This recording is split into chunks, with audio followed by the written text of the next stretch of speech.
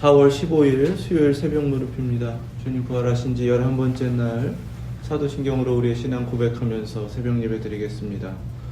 전능하사 천지를 만드신 하나님 아버지를 내가 믿사오며 그 외아들 우리 주 예수 그리스도를 믿사오니 이는 성령으로 잉태하사 동정녀 마리아에게 나시고 본디오 빌라도에게 고난을 받으사 십자가에 못 박혀 죽으시고 장사한 지 사흘 만에 죽은 자 가운데서 다시 살아나시며 하늘에 오르사 전능하신 하나님 우편에 앉아 계시다가 저리로서 산 자와 죽은 자를 심판하러 오시리라.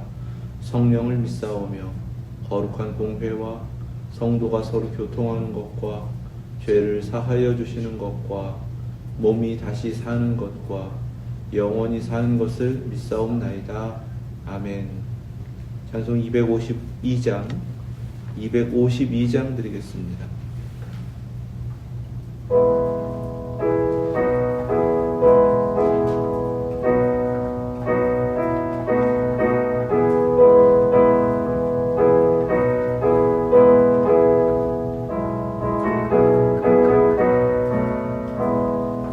나의 죄를 씻기는 예수의 피밖에 없네. 다시 정케하기도 예수의 피밖에 없네. 예수의 흘린 피 날 희게 하오니 귀하고 귀하다. 예수의 피밖에 없네. 나를 정케 하기는 예수의 피밖에 없네. 사죄하는 증거도 예수의 피밖에 없네. 예수의 흘린 피 날 희게 하오니 귀하고 귀하다. 예수의 피밖에 없네. 나의 죄 속하기는 예수의 피밖에 없네. 나는 공로 없으니 예수의 피밖에 없네. 예수의 흘린 피 날 희게 하오니 귀하고 귀하다. 예수의 피밖에 없네. 평안함과 소망은 예수의 피밖에 없네. 나의 의는 이것뿐 예수의 피밖에 없네. 예수의 흘린 피 날 희게 하오니 귀하고 귀하다. 예수의 피밖에 없네. 영원토록 내 할 말 예수의 피밖에 없네. 나의 찬미 제목은 예수의 피밖에 없네. 예수의 흘린 피 날 희게 하오니 귀하고 귀하다. 예수의 피밖에 없네. 아멘. 믿습니다. 오늘 주신 말씀은 시편 32편입니다. 구약성경 824페이지 시편 32편 1절부터 11절 말씀, 다윗의 맞쓰길 하나님의 말씀 믿음으로 받겠습니다. 허물의 사함을 받고 자신의 죄가 가려진 자는 복이 있도다. 마음에 간사함이 없고 여호와께 정죄를 당하지 아니하는 자는 복이 있도다. 내가 입을 열지 아니할 때에 종일 신음함으로 내 뼈가 쇠하였도다. 주의 손이 주야로 나를 누르시오니 내 진액이 빠져서 여름 가뭄에 마름같이 되었나이다. 내가 이르기를 내 허물을 여호와께 자복하리라 하고 주께 내 죄를 아뢰고 내 죄악을 숨기지 아니하였더니 곧 주께서 내 죄악을 사하셨나이다.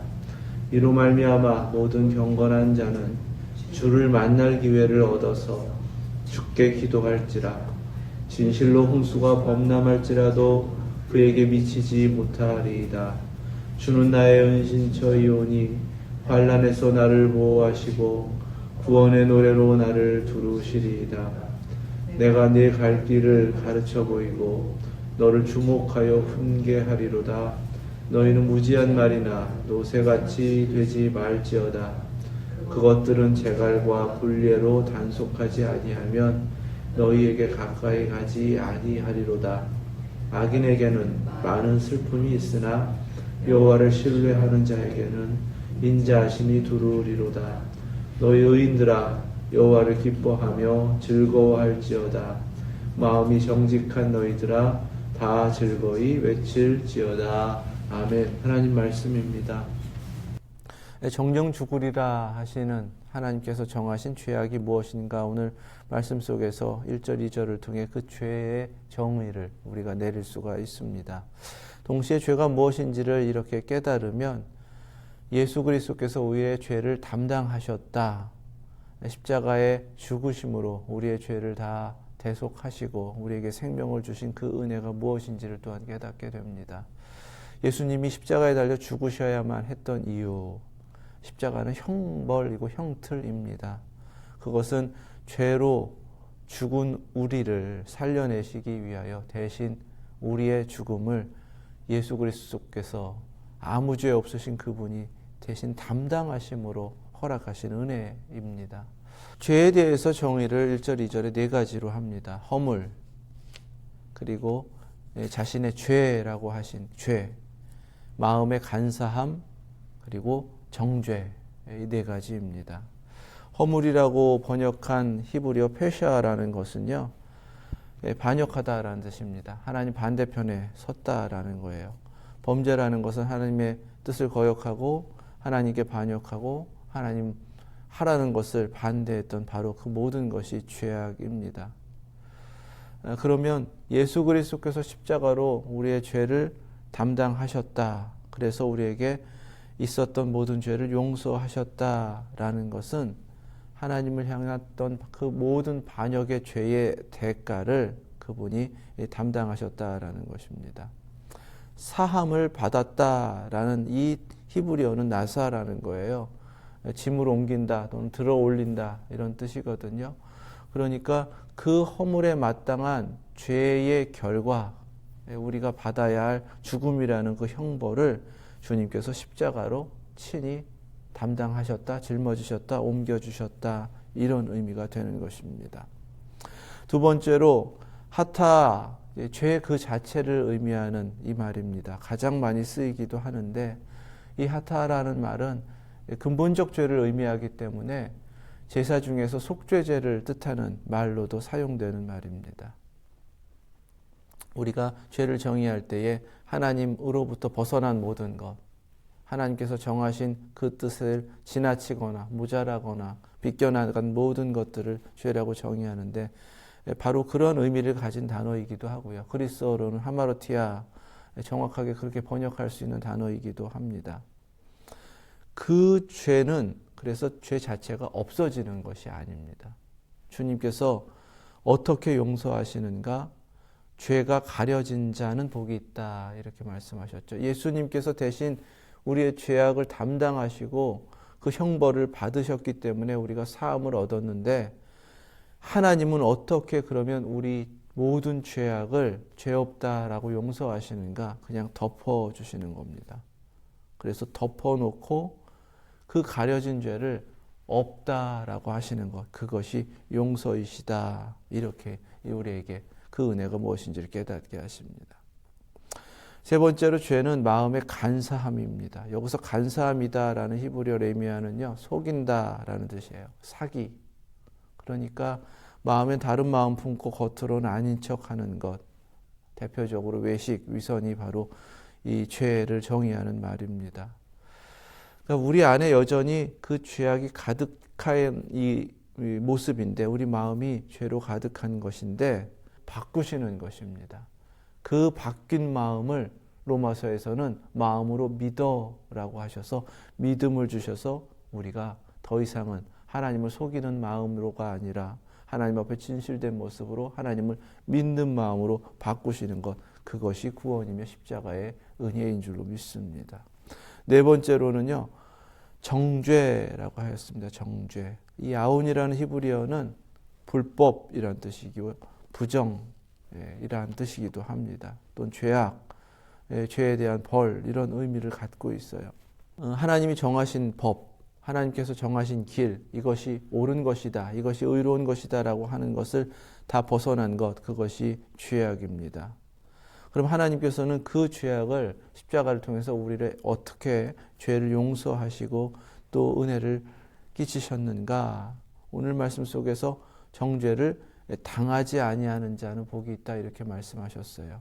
하나님께서 정죄하지 않으시는 것입니다.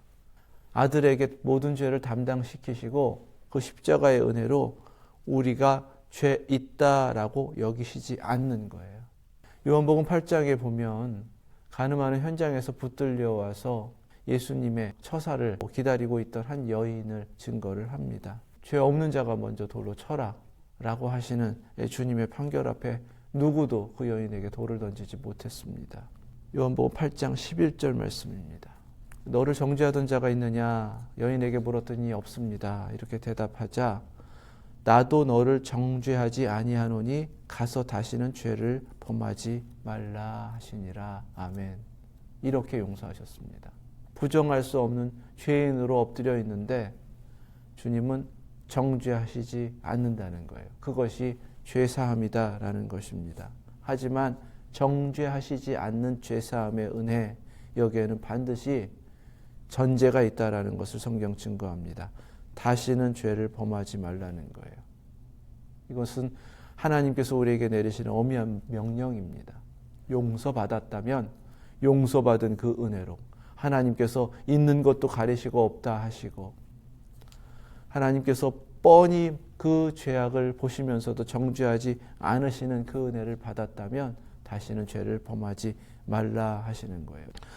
그래서 용서받은 사람은요, 무엇보다도 그 마음의 중심으로부터 변화된 모습으로 하나님 앞에 서야 한다. 그것이 십자가의 은혜를 받은 자의 모습이다라고 1절, 2절 말씀을 통해 우리가 깨닫게 됩니다. 마음에 간사함이 없다, 거짓과 속임이 없다라는 것, 그것을 요한일서 1장 8절, 9절 말씀에 그 변화된 모습을 이렇게 증거하십니다. 만일 우리가 죄가 없다고 말하면 스스로 속이고 또 진리가 우리 속에 있지 아니할 것이요. 여전히 마음에 간사가 있고 속임이 있는 사람의 모습입니다. 그러면 은혜를 받은 자는 어떻게 되는가? 만일 우리가 우리 죄를 자백하면 그는 미쁘시고 의로우사 우리 죄를 사하시며 우리를 모든 불의에서 깨끗하게 하실 것이요. 아멘. 하나님께서 용서하신 은혜를 주셨고 그 은혜를 받은 자가 마음으로부터 변화되어 믿는 마음이 되었다면 그 믿는 마음으로는 자신의 죄를 깨닫고 인정하면서 자백한다라는 것입니다. 그것이 정말 하나님께서 용서하시는 은혜를 베푸신 대로 받은 자의 모습이라는 거예요. 다윗이 그것이 무엇인지를 친히 깨달은 것을 3절, 4절에서 고백하는 겁니다. 내가 입을 열지 아니할 때 하나님께서 용서하신다라는 그 은혜도 약속하여 주셨는데 하나님 앞에 내가 버티는 겁니다. 그거 죄 아닌데요? 죄 없는데요? 이렇게 입을 열지 않았다는 것입니다. 그랬더니 어떤 일이 벌어졌냐 하면 종일 신음함으로 내 뼈가 쇠하였도다. 고통을 계속 겪는 거예요. 내면의 갈등과 고통을 겪게 되었다라는 것입니다. 주의 손이 주야로 나를 누르시오니, 마치 양심의 가책과 같이 그 죄가 있음을 계속 깨닫게 하시는 것입니다. 그것을 하나님의 손이 나를 누르고 있다 이렇게 이제 경험하면서 표현을 하고 있습니다. 내 진액이 빠져서 여름 가뭄의 마름같이 되었나이다. 하나님 믿는다는 사람은요, 그래서 죄를 품고 살아갈 수 없습니다. 견딜 수가 없어요. 하나님이 그것을 그냥 두지 않으시기 때문에 그렇습니다. 그래서 어떻게 변화되었냐면 5절에 내가 이르기를 내 허물을 여호와께 자복하리라. 하나님 앞에 엎드리는 겁니다. 그리고 죄인됨을 인정하는 거예요. 그 자복하는 모습을 주께 내 죄를 아뢰고 내 죄악을 숨기지 아니하였더니, 일일이 죄를 하나님 앞에 다 아뢰는 겁니다. 그리고 죄의 현장 가운데 붙들려왔던 그 여인처럼 감출 것 없이 하나님 앞에 다 그 죄악이 낱낱이 드러나게 되는 것입니다. 이것이 자복하는 거예요. 참회하며 기도하는 것은 바로 이렇게 하나님 앞에 감출 것 없이 낱낱이 드러난 모습으로 죄인됨을 인정하면서 죄를 구하는 겁니다. 그때에 곧 주께서 내 죄악을 사하셨나이다. 약속하신 용서의 은혜가 베풀어지고 그 은혜 가운데에서 죄사함을 받게 되는 줄로 믿습니다. 그러니까 하나님께서 이미 우리의 죄를 용서하시는 것은 십자가로 이루신 사건입니다. 그 죄의 용서라는 것은 나의 과거, 현재, 미래의 죄악까지 다 용서하여 주신 줄로 믿습니다. 그 은혜는 베풀어졌는데 문제는 그 은혜를 받는 믿음이 있을 때 믿음으로 그 은혜를 받아야만이 그 모든 약속되고 이루신 은총이 되게 이루어진다라는 사실입니다. 믿는 마음으로 변화되었을 때에 하나님께서 우리에게 이루어 가시는 역사가 무엇인가? 바로 자복하는 거예요. 정말 하나님 믿는다고 그러면 하나님 다 용서해 주셨으니까 아유 나 이거 죄 아닙니다. 나 이거 실수입니다. 이렇게 하지 않고 크든지 작든지 깨닫는 대로 하나님 찾고 하나님 앞에 엎드리는 겁니다. 하나님의 사람은 어제도 묵상한 것처럼 거룩하신 하나님께 속한 성도이기 때문에 죄를 품고 살아갈 수 없고 견딜 수조차 없는 그런 상태가 되기 때문입니다. 그래서 정말 하나님 앞에 용서를 받은 사람은 어떻게 사는가? 용서받은 은혜를 의지합니다. 십자가를 의지하는 거예요. 더욱 십자가로 가까이 갑니다. 십자가로 살아가는 믿음의 삶을 삽니다. 그래서 십자가 앞에 엎드리고요. 계속해서 자복하고요. 내 죄로 인하여 죽으신 주님을 묵상하고요. 그 사랑에 감격하고 계속해서 엎드리는 겸손함으로 살아가는 것. 그것이 바로 용서를 받은 믿음의 모습이다. 신앙인의 모습이다. 우리 모두 깨달으시고 항상 십자가 앞에서 겸손함을 잊지 않으시는, 잃어버리지 않는 저와 여러분들 되실 수 있길 주님의 이름으로 축원합니다. 이렇게 받은 은혜가 있을 때 하나님께서 베풀어 주시는 용서의 은혜를 믿음으로 받은 자가 되었을 때에 모든 경건한 자 6절에서 그렇게 선포합니다. 하시드 경건한 사람, 하나님의 백성, 언약의 백성이란 뜻입니다. 성도 이렇게도 번역하는 말입니다. 성도로 살아간다는 것이 무엇인가? 주를 만날 기회를 얻어서 주께 기도할지라. 이 기도는 하나님 앞에 용서를 구하며 은혜를 구하는 기도입니다. 주를 만날 기회를 얻어서, 이 말은 70인역에서 그리스어로는 이렇게 번역했습니다. 적당한 때. 적당한 때가 언제인가? 주님을 만나는 적당한 때라는 것은 언제 따로 정해진 것이 아닙니다. 항상입니다. 항상. 그래서 데살로니가전서 5장 17절에는 기도를 언제 하라고 하셨냐면 쉬지 말고 하라고 하셨습니다. 고린도후서 6장 2절에서는 지금이라고 하셨습니다. 내가 은혜 베풀 때 너에게 듣고 구원의 날에 너를 도왔다 하셨으니 보라 지금은 은혜 받을 만한 때요 보라 지금은 구원의 날이로다. 아멘. 그 은혜를 깨닫고 하나님 앞에 엎드리도록 계속해서 역사하시는 성령님께서 바로 지금 역사하시기 때문에 항상 주님의 은혜 가운데에서 하나님의 이름을 부르시고 그 앞에 엎드리시고 은혜를 구하시고 그 은혜로 항상 살아내실 수 있기를, 쉬지 않고 살아내실 수 있기를 주님의 이름으로 축원합니다. 주께 기도하면 진실로 홍수가 범람할지라도 그에게 미치지 못하리이다. 죄의 홍수가 가득한 세상 속에서도요, 이제 하나님을 찾는 자, 하나님께 기도하는 자, 바로 지금 그 은혜로 살아가는 그 사람들은 그 죄로부터 구별되고 지켜진다라는 의미입니다. 주는 나의 은신처이오니 환난에서 나를 보호하시고 구원의 노래로 나를 두루시리이다. 아멘.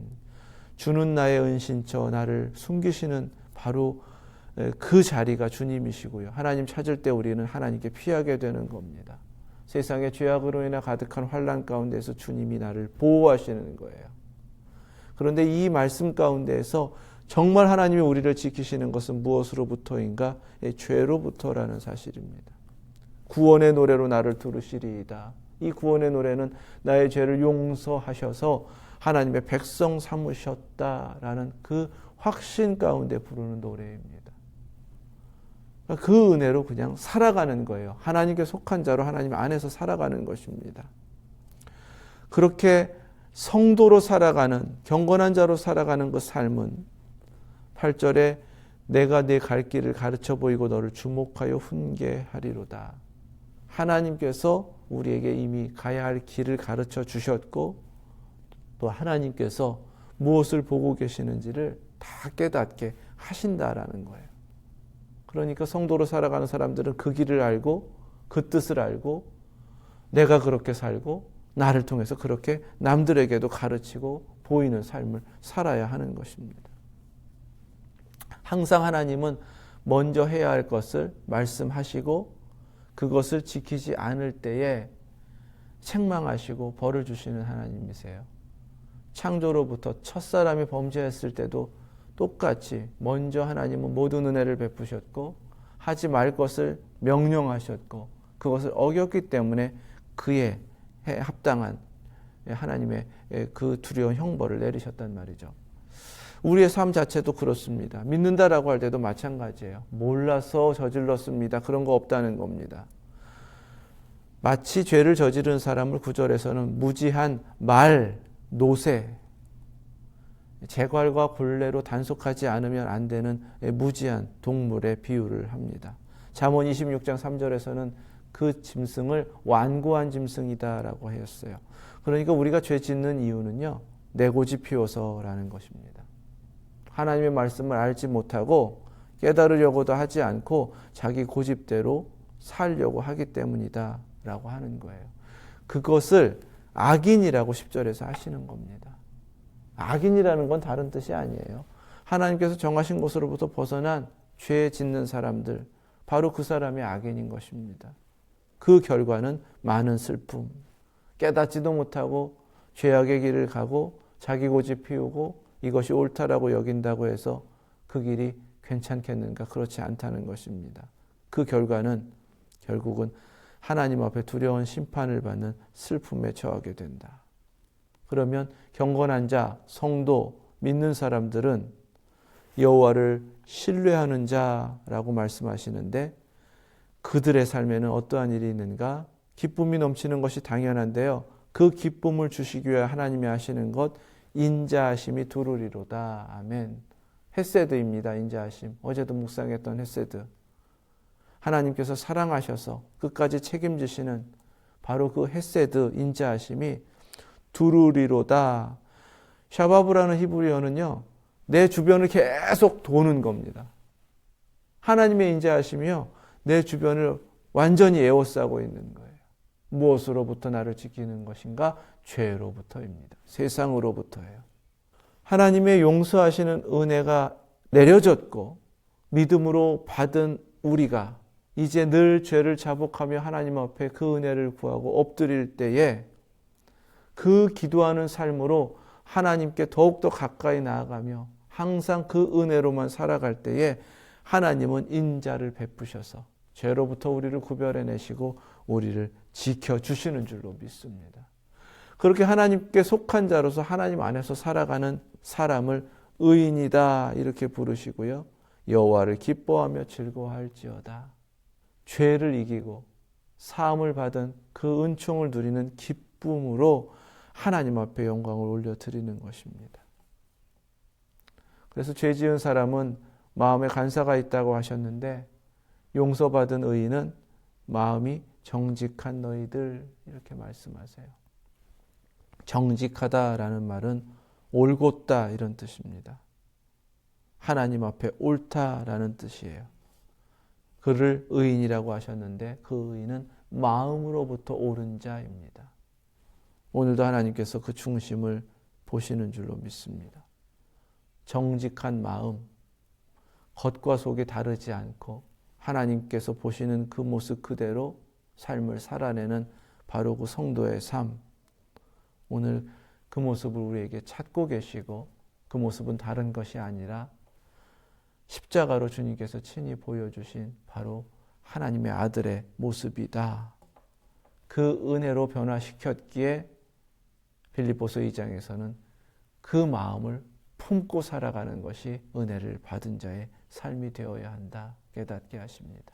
그리스도의 마음을 품으시고 십자가 앞에 겸손하시고 더 은혜를 구하시면서 작은 것이라도 깨닫게 하시는 죄가 있다면 그 은혜를 의지하여 주님께 고하시고 모든 것을 용서하시는, 모든 것을 덮으시는, 정죄하지 않으시는 그 은총으로 서셔서 날마다 인자하심으로 나를 지키시는 그 은혜 가운데 거하시고 기쁨과 찬송이 가득한 삶을 살아내시면서 하나님께 영광 올려드리시는 저와 여러분들 되시기를 주님의 이름으로 축원합니다. 기도하겠습니다.